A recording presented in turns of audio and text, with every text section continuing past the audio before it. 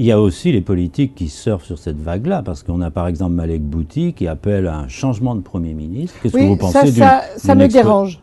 Ça me dérange parce qu'il est parlementaire, il n'est pas, entre guillemets, militant de base, même si j'ai plus de respect souvent pour les militants de base que parfois pour d'autres. Mais je pense que c'est une erreur parce qu'à partir de ce moment-là, il dit haut et fort l'instabilité gouvernementale.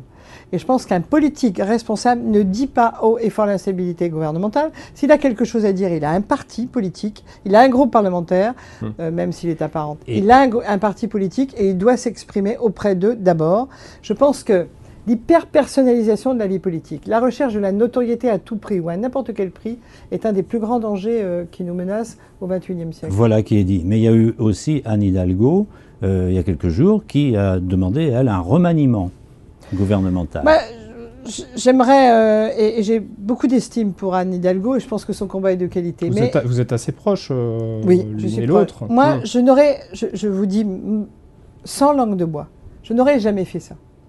Parce que ça n'appartient pas à la candidate à la mairie de Paris que d'appeler à un remaniement ministériel. En revanche, j'aurais attendu, et je pense qu'elle peut le faire, dire « je ne suis pas d'accord avec les options du gouvernement sur tel et tel point ». Ça, elle en a le droit.